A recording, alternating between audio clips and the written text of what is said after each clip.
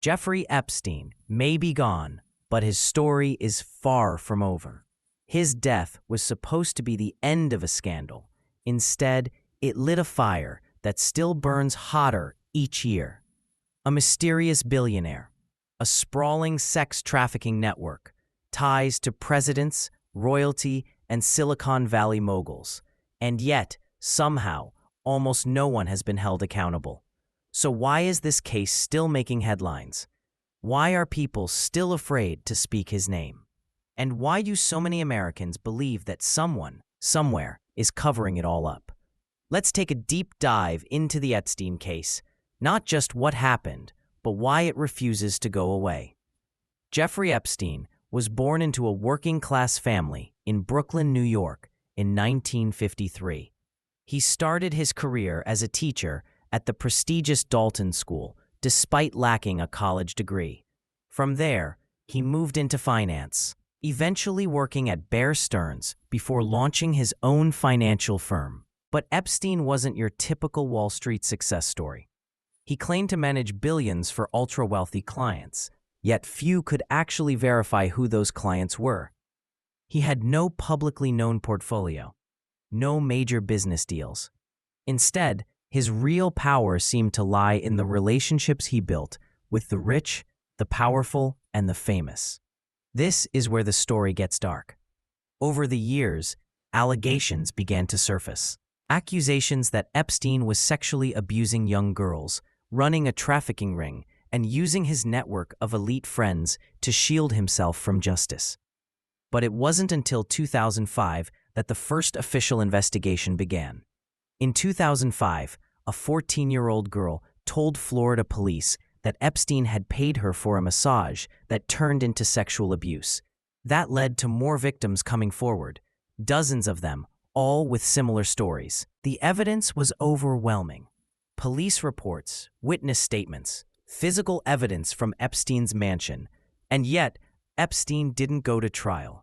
Instead, he was offered what's now known as the sweetheart deal. In 2008, federal prosecutors, led by Alex Acosta, who would later become Trump's labor secretary, agreed to a secret plea deal. Epstein pleaded guilty to state charges of soliciting prostitution, including from a minor, and served just 13 months in a county jail. Most of that time, he was on work release. His victims weren't even told about the deal. The public was outraged, but the story faded until 2019.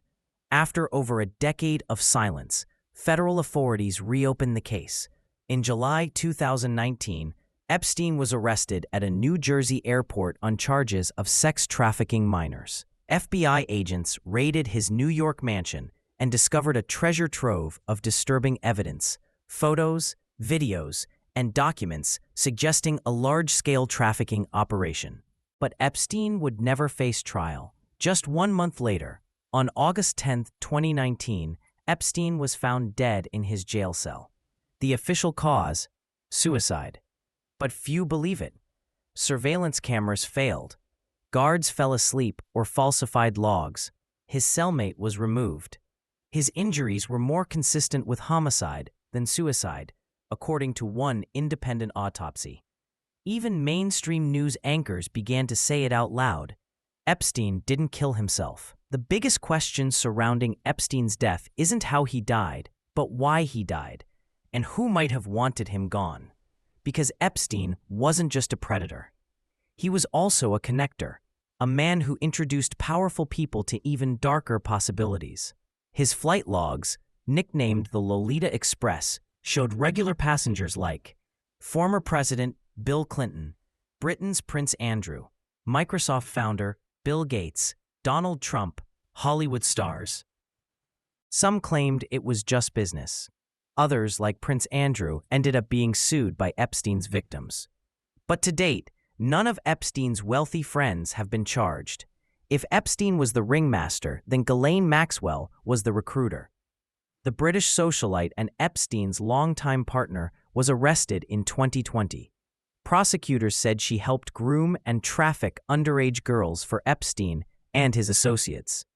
In 2022, Maxwell was convicted and sentenced to 20 years in prison. But here's the kicker.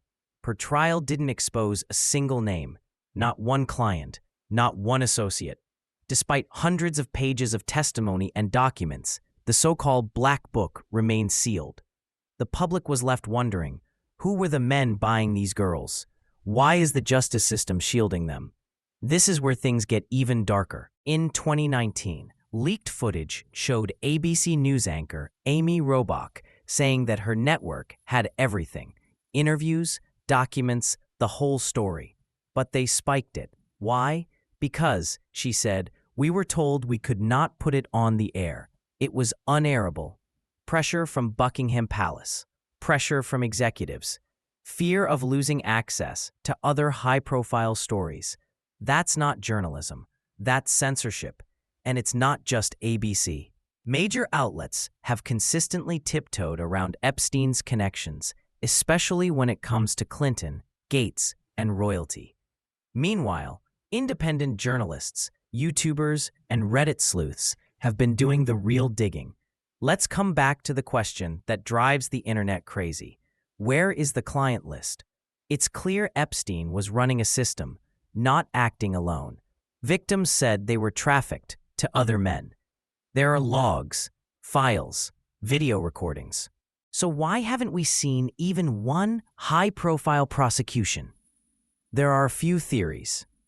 The files are sealed for legal reasons. The names are redacted to protect ongoing investigations. Or worse, they're being covered up to protect the powerful.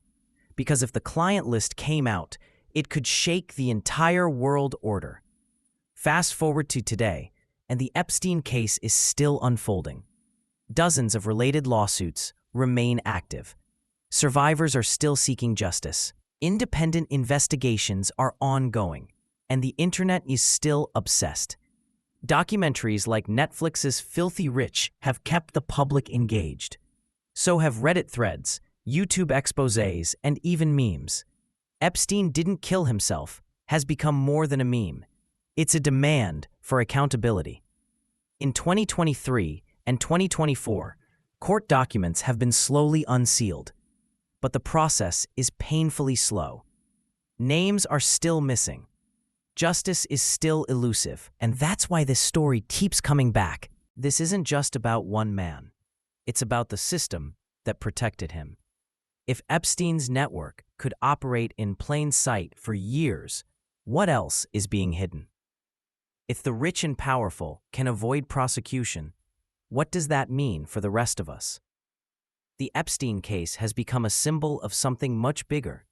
The growing belief that justice is not equally applied, that elite protection is real. And until someone proves otherwise, the public won't let this story go. So where do we go from here? We keep asking questions. We keep digging. We keep pushing for accountability because the truth matters. If this story disturbed you, informed you, or confirmed what you've always suspected, hit like, leave a comment, and share this video. And most importantly, stay curious, stay skeptical, and stay awake, because somewhere out there, someone knows the full story, and one day, we just might too.